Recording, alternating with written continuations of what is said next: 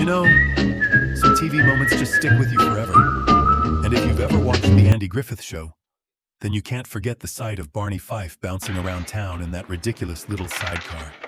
I mean, poor Barney looked like a kid who stole a carnival ride. The episode we're talking about is Barney's Sidecar. Season 4, Episode 16, which aired back in January of 1964. On the surface, it's just another Mayberry misadventure. Barney gets a shiny new toy, takes himself way too seriously, and Andy has to clean up the mess. But here's the twist: behind those laughs are some surprising secrets that most fans have never heard. And today, we're pulling back the curtain to reveal the 5 secrets you didn't know about Barney's Sidecar. So here's the thing: Barney's Sidecar wasn't just some random gag the writers pulled out of thin air. Nope.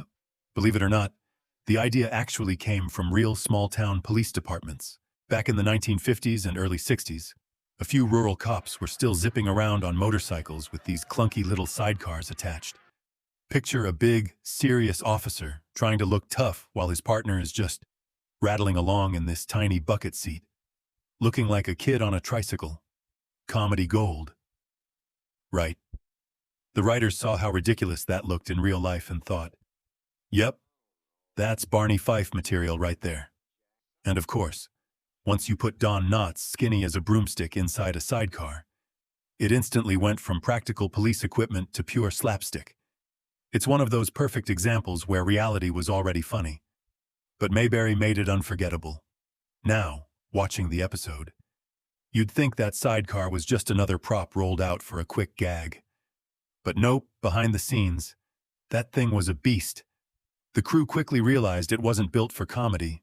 It was barely built for driving.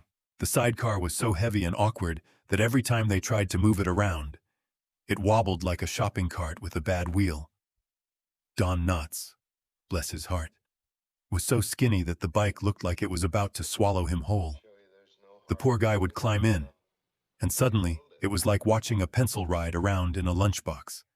And get this: when they filmed turns, the sidecar leaned just enough to make everyone on set think, welp, this is the day Barney finally tips over.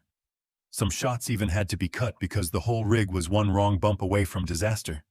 But that's the magic of Mayberry. You take a giant mechanical headache, add Don Knotts, and somehow it turns into television history. Here's the part most fans don't realize: all those wobbles, stumbles, and near crashes. That wasn't just the sidecar misbehaving. That was Don Knotts working his comedy magic. The man was a master of what you might call awkward grace. Think about it: any normal actor would have just sat stiff and let the prop do the work. But not Don. He turned every shaky start, every clumsy dismount, into a mini-performance. His arms flailing like windmills, his eyes bugging out of his head. You could practically hear his bones rattling. And the best part? He did it all himself. No stunt double, no wires, just raw Don Knotts, on set. The crew said it was like watching a silent film star from the 1920s suddenly appear in a 1960s sitcom. Buster Keaton would have been proud. Barney may not have been Mayberry's best cop, but thanks to Don, he was definitely its funniest daredevil. Now here's the real trick: Barney could be bouncing around in that sidecar like a rag doll. But what made it twice as funny was Andy Griffith standing there, cool as a cucumber. Andy knew the comedy worked best when he didn't laugh. In fact, Andy's job in this episode was basically to be Mayberry's straight man. While Barney strutted around like General Patton with training wheels, Andy just gave him that calm, well, if you say so, barn look, and that look alone could send the audience into stitches. What most fans don't know is that Andy actually had a hard time keeping a straight face.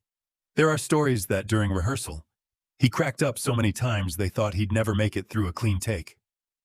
Imagine trying not to laugh while your best friend is dead serious about commanding a sidecar that looks like it came out of a toy store.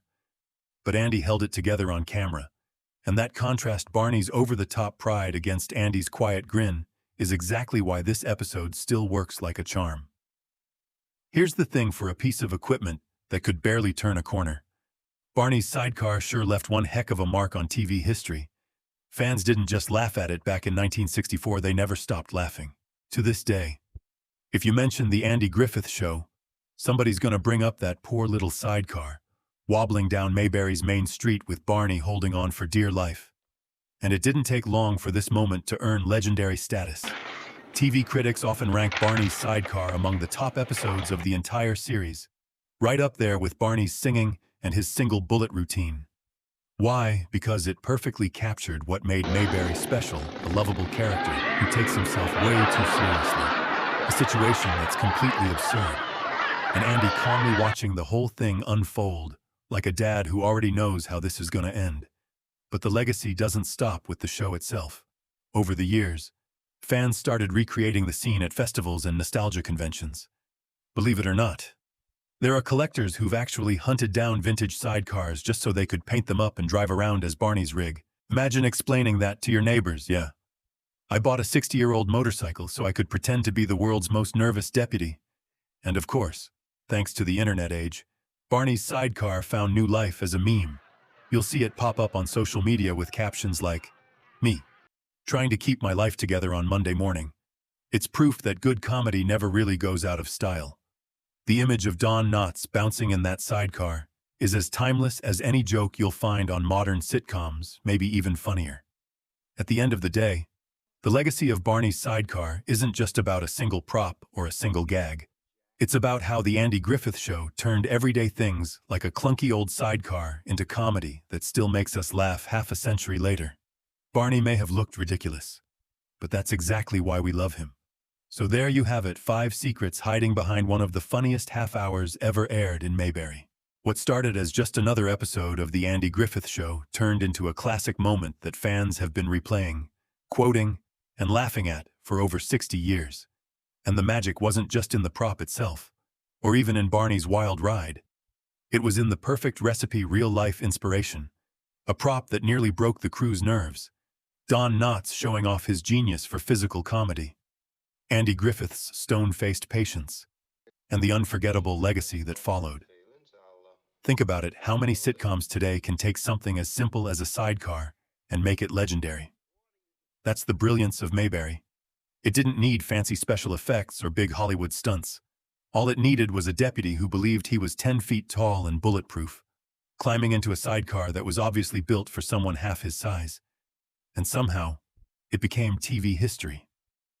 The beauty of Barney's Sidecar is that it reminds us why we fell in love with this show in the first place. It's about small-town life, characters who mean well but stumble anyway, and comedy that never gets old. You don't need to have lived in the 1960s to get the joke. Whether you're a lifelong fan or watching for the first time on a streaming service, you can still laugh out loud at Barney's proud little salute from that ridiculous rig. And that's why we keep coming back. Not just for nostalgia, but because Mayberry gave us comedy that's timeless. Don Knotts may no longer be with us, but every time that sidecar sputters onto the screen, his spirit is alive and well, and still cracking us up. Now I want to hear from you. Do you remember the first time you saw Barney's Sidecar? Did you laugh so hard you had to pause the episode? Or were you just shaking your head thinking, "Oh, Barney"? Drop your favorite memory or moment from the episode down in the comments. I'd love to hear them. And of course, if you enjoyed this trip back to Mayberry, don't forget to hit that like button. Subscribe for more 1960s TV memories, and ring the bell so you don't miss the next story from the Andy Griffith Show. After all, there are plenty more secrets waiting to be uncovered.